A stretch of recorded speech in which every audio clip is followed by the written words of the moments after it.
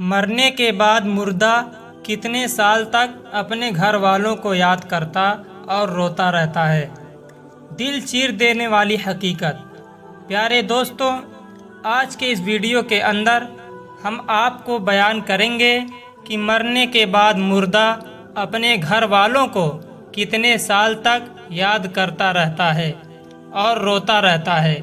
لہٰذا ہماری آپ سے گزارش ہے کہ اس حقیقت کو جاننے کے لیے ویڈیو کو آخر تک لازمی دیکھیے گا۔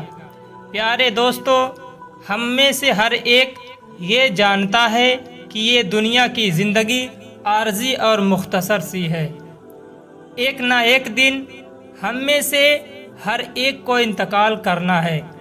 اور اس دنیا فانی کو چھوڑ کر اپنے اصلی ٹھکانہ آخرت کی طرف جانا ہے۔ اور موت ایک ایسا دروازہ ہے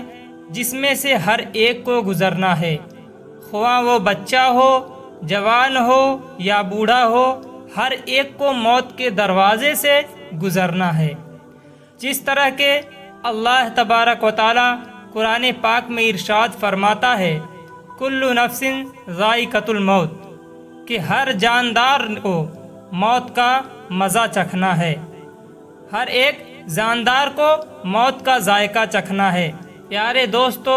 دنیا اور آخرت کے بعد ایک اور عالم ہے جس کو ہم عالم برزخ کہتے ہیں۔ مرنے کے بعد اور قیامت سے پہلے تمام جن و انس کی ارواح کو حسب مراتب اس میں رہنا ہوتا ہے، اور روح کہیں بھی ہو جسم کے ساتھ اس کا تعلق رہتا ہے۔ قبر پر آنے والوں کو پہچانتی ہے، اور یہ کہنا کہ فلاں کی روح فلاں کے اندر چلی گئی یا اس نے دوبارہ جنم لیا، یہ عقیدہ قرآن و سنت کے خلاف ہے۔ حدیث شریف میں آتا ہے کہ جب مسلمان مرتا ہے تو اس کی راہ کھول دی جاتی ہے کہ جہاں چاہے وہ چلا جائے۔ اور حضرت سعید بن مسیح رضی اللہ تعالی عنہ سے مروی ہے کہ حضرت سلیمان فارسی عبداللہ بن سلام رضی اللہ تعالی عنہ جب باہم آپس میں ملے تو ایک دوسرے سے کہا کہ اگر مجھ سے پہلے کوئی انتقال کرے تو مجھے خبر دینا کہ وہاں کیا پیش آیا ہے، کہ کہاں کیا زندے اور مردے بھی ملتے ہیں۔ تو فرمایا، ہاں، مسلمان کی روح جنت میں ہوتی ہے، انہیں اختیار ہوتا ہے جہاں چاہیں چلی جائیں۔ پیارے دوستو، اب سوال یہ ہے کہ کیا مرنے کے بعد مردے اپنے گھر والوں کو یاد کرتے ہیں؟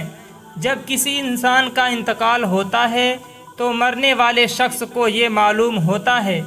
کہ ہم اس دنیا سے منتقل ہو کر اس دنیا میں یعنی کہ عالم برزخ میں آ گئے ہیں، اور اس کو یہ ساری چیزیں یاد ہوتی ہیں کہ ہمارا گھر ہے، مکان ہے، رشتہ دار ہیں، اور ہمارے بھائی بہن بھی ہیں، اور ہماری ایک فیملی ہے۔ اور یہاں تک کہ جب اس مردے کے روز نکل جاتی ہیں اور اس کو دفنایا جا رہا ہوتا ہے تو پھر اس وقت وہ مردہ اپنی آنکھوں سے ساری چیزیں بھی دیکھ رہا ہوتا ہے، یعنی کہ اس کی روح تمام چیزوں کو دیکھ رہی ہوتی ہے، اور اس کو پتہ ہوتا ہے کہ اب ہمیں کفن پہنایا جا رہا ہے اور اب ہمارے جنازے کو اٹھایا جا رہا ہے۔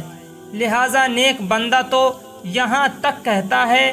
کہ جب اس کے جنازے کو لوگ اٹھاتے ہیں تو وہ کہتا ہے، اے لوگوں، جلدی مجھے لے کر قبرستان کی طرف چلو، اور بہت جلد مجھے میرے اصلی ٹھکانے میں یعنی قبر کے اندر پہنچا دو،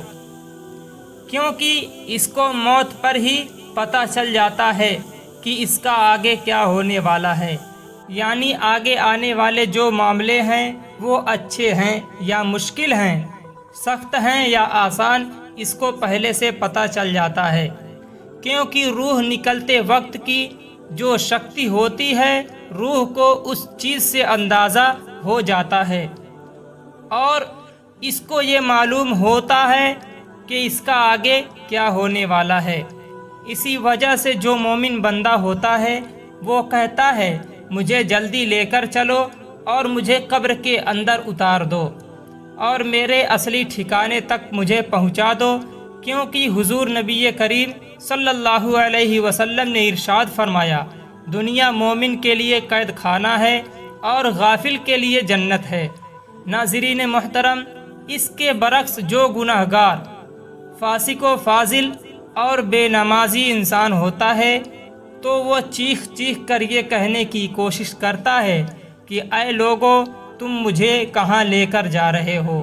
اے میرے بچوں، یعنی کہ وہ اپنی فیملی سے کہتا ہے کہ میں نے اپنے بچوں کے لیے بہت زیادہ کمایا، ان کے لیے گھر اور مکان بنایا، اور اب تم ہمیں ہمارے گھر سے نکال کر اندھیری قبر کوٹھری کے اندر کہاں ڈالنے جا رہے ہو؟ اسے بہت گھبراہٹ ہوتی ہے تو اپنی زبان حال سے کہنے کی کوشش کرتا ہے کہ اے لوگو، مجھے مت لے کر جاؤ۔ بہرحال دوستو، اس کو جب قبر کے اندر رکھ دیا جاتا ہے تو اس کو یہ پتہ ہوتا ہے کہ اب ہم قبر کے اندر ہیں اور ہماری فیملی اور ہمارے تمام عزیز و اقارب اور رشتہ دار اس پچھلی دنیا میں ہیں جہاں پر وہ پہلے موجود تھے۔ اسی وجہ سے روایت میں آتا ہے کہ جب کوئی انسان اپنے کسی مردے کی قبر پر جاتا ہے تو وہ مردہ اس قبر پر آنے والے کو پہچانتا بھی ہے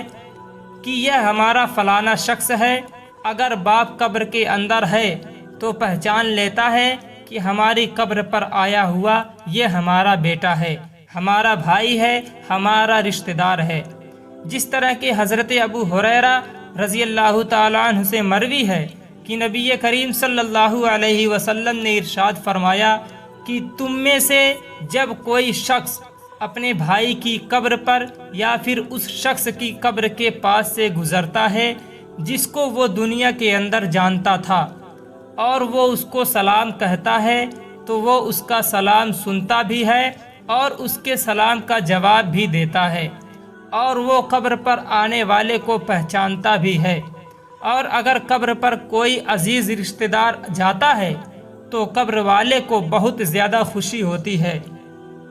لیکن اگر مردہ گناہ گار ہوتا ہے اور اپنے گناہوں کی وجہ سے سزائیں بھگت رہا ہوتا ہے تو وہ قبر پر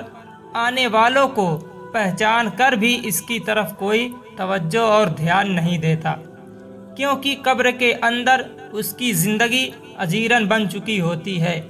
اور وہ عذاب سے دوچار ہو رہا ہوتا ہے۔ اسی وجہ سے اس کا قبر پر آنے والوں کی طرف دھیان نہیں ہوتا۔ اور جب ہم کسی قبرستان پر جاتے ہیں ہم یہ کہتے ہیں السلام علیکم یا اہل القبور، تو وہ قبر والے ہمارے سلام کو سنتے بھی ہیں اور ہمارے سلام کا جواب بھی دیتے ہیں۔ اور بخاری شریف کی حدیث میں ہے کہ جب کوئی شخص اپنے کسی مرحوم کے ایصال ثواب کرتا ہے اور جب اس ایصال ثواب کو تحفہ بنا کر اس مردے کو پیش کیا جاتا ہے تو وہ بڑا خوش ہوتا ہے، اور اس وقت اس کو ایسی خوشی ملتی ہے کہ اس سے پہلے اس کو ایسی خوشی کبھی نہیں ملی۔ دوستو، جو گناہ گار بندہ ہوتا ہے اسے یہ دنیا بہت یاد آتی ہے اور وہ یہ کہتا ہے کہ ہم بہت عیش کی زندگی میں تھے، کیونکہ یہ دنیا کی زندگی اس کے لیے جنت تھی۔ اس کو قبر کے اندر عذاب ہو رہا ہوتا ہے، اسی وجہ سے وہ اپنی دنیا کی زندگی کو یاد کرتا ہے، کیونکہ دنیا کی زندگی کے اندر اس کو سکھ تھا اور دنیا کی زندگی کے اندر وہ اس طرح کے عذاب میں مبتلا نہیں تھا۔ اسی وجہ سے گناہ گار شخص دنیا کی زندگی کو یاد کرتا رہتا ہے اور اپنے گھر والوں کو یاد کرتا رہتا ہے۔ اسی وجہ سے اسلام میں مرحومین کے لیے ایصال ثواب کی تلقین کی گئی ہے، کیونکہ ایصال ثواب کرنے سے جو گناہ گار ہوتے ہیں ان کے گناہوں کی بخشش ہوتی ہے،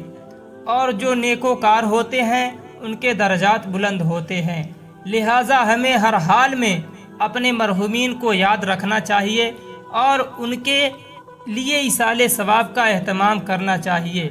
اور ہمیں چاہیے کہ جب ہم استغفار کریں تو ہم اپنے لیے نہ کریں بلکہ اپنے استغفار میں ہم اپنے تمام عزیز و اقارب، رشتہ دار، مرحومین کو بھی شامل رکھیں۔ ناظرین محترم، لیکن جو نیک بندہ ہوتا ہے تو وہ دنیا کی زندگی کو یاد نہیں کرتا، کیونکہ دنیا کی زندگی اس کے لیے قید خانہ تھی، اور اس کے لیے قبر کی زندگی یعنی کہ عالم برزخ کی زندگی جنت ہوتی ہے، کیونکہ اس کے لیے قبر میں جنت کا بچھونا بچھا دیا جاتا ہے اور اس کو جنت کا لباس پہنا دیا جاتا ہے، اور اس کی قبر جنت کے باغوں میں سے ایک باغ بنا دی جاتی ہے، اور اس کی قبر میں جنت کی کھڑکی کھول دی جاتی ہے، جس سے جنت کی خوشبو میں قبر کے اندر اس کو محسوس ہوتی ہے۔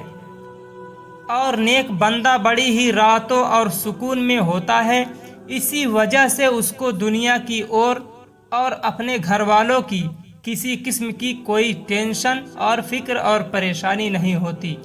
کیونکہ اب وہ اپنی اس زندگی میں ہوتا ہے جس کے اندر اس کو راحت اور سکون ہوتا ہے، اور جس کے اندر اس کو ہمیشہ ہمیشہ رہنا ہے، اور وہ اسی میں خوش ہوتا ہے، کیونکہ وہاں پر اس کو کسی قسم کی کوئی دکھ پریشانی اور تکلیف نہیں ہوتی، بلکہ اس کے لیے راحتیں ہی راحتیں ہوتی ہیں۔ اور جو گنہگار بندہ ہوتا ہے اس کو یہ دنیا بہت یاد آتی ہے، اور وہ قبر کی وحشتوں سے بہت زیادہ پریشان ہوتا ہے۔ پیارے دوستو، جو اصل چیز ہے وہ عمل ہے، جس طرح کہ علامہ اقبال رحمۃ اللہ علیہ فرماتے ہیں کہ عمل سے زندگی بنتی ہے جنت بھی اور جہنم بھی، یہ خاکی اپنی فطرت میں نہ نوری ہے نہ ناری ہے۔ عمل پر یہ ساری چیزیں ہیں، اگر انسان کے اعمال اچھے ہیں تو موت سے اچھا کوئی میسج نہیں، اور اگر انسان کے عمل خراب ہیں تو موت سے برا اس کے لیے کوئی پیغام نہیں۔ اسی وجہ سے اللہ تبارک و تعالی قرآن پاک میں یوں ارشاد فرماتا ہے، تم اپنے رب سے گڑ گڑا کر اور آہستہ دونوں طریقوں سے دعا کرو، بے شک وہ حد سے بڑھنے والوں کو پسند نہیں کرتا۔ اور نماز جنازہ کے حوالے سے حضور نبی کریم صلی اللہ علیہ وسلم کا ارشاد ہے، جو کسی میت کی نماز جنازہ 40 مسلمان پڑھیں جو اللہ تبارک و تعالیٰ کے ساتھ کسی کو شریک نہیں ٹھہراتے، تو اللہ تبارک و تعالیٰ اس میت کے حق میں ان کی سفارش کو ضرور قبول فرماتا ہے۔ دوسری روایت میں ہے کہ آپ صلی اللہ علیہ وسلم کا ارشاد ہے کہ جس میت کی نماز جنازہ امت مسلمہ کے 100 افراد ادا کرتے ہیں اور اس کے بعد وہ اس میت کے لیے سفارش کرتے ہیں تو ان کی سفارش اس میت کے حق میں قبول کی جاتی ہے۔ اور امام ابن قائم رحمۃ اللہ علیہ ارشاد فرماتے ہیں کہ نماز جنازہ کا مقصد میت کے لیے دعا کرنا ہے، لہٰذا قبر کے پاس کھڑے ہو کر دعا کرنی چاہیے اور میت کے لیے مغفرت طلب کرنی چاہیے، جس طرح کہ حضرت عبداللہ بن عمر رضی اللہ تعالی عنہ سے روایت ہے کہ نبی کریم صلی اللہ علیہ وسلم جب میت کو قبر میں رکھتے تو فرماتے، بسم اللہ وعلی سنت رسول اللہ صلی اللہ علیہ وسلم، یعنی کہ اللہ تبارک و تعالیٰ کے نام سے اور رسول اکرم صلی اللہ علیہ وسلم کے طریقے پر۔ ناظرین، حضرت عثمان بن عفان رضی اللہ تعالی عنہ کی روایت ہے، وہ کہتے ہیں کہ جب رسول اللہ صلی اللہ علیہ وسلم میت کی تدبیر سے فارغ ہوتے تو قبر پر کھڑے ہو کر فرماتے، اپنے بھائی کے لیے مغفرت کی طلب کرو اور اس کے لیے ثابت قدمی مانگو، اس لیے کہ ابھی اس سے سوال کیے جائیں گے۔ اللہ تبارک و تعالیٰ سے دعا ہے کہ اللہ تبارک و تعالیٰ ہمیں نیک عمل کرنے اور گناہوں سے بچنے کی توفیق عطا فرمائے، اور ہمیں دنیا و آخرت، قبر اور حشر میں کامیابی سے ہمکنار فرمائے، اور اللہ تبارک و تعالیٰ ہمیں اپنے تمام مرحومین اور تمام مسلمین مسلمات، مومنین مومنات کے لیے زیادہ سے زیادہ ایصال ثواب کرنے اور ان کے لیے مغفرت کی دعا کرنے کی توفیق عطا فرمائے، آمین۔ پیارے دوستو، امید کرتا ہوں کہ آج کی ویڈیو آپ کو پسند آئی ہوگی۔ ویڈیو کو لائک کریں اور ساتھ ہی ساتھ چینل کو بھی سبسکرائب کر دیں۔ اللہ تبارک و تعالی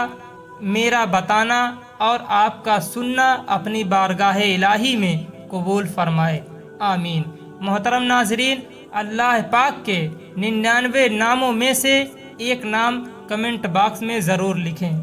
پیارے دوستوں، پسند آنے کی صورت میں ویڈیو کو لائک کریں اور اپنے دوستوں کو شیئر کریں۔ ملیں گے اگلی ویڈیو میں، تب تک کے لیے اللہ حافظ۔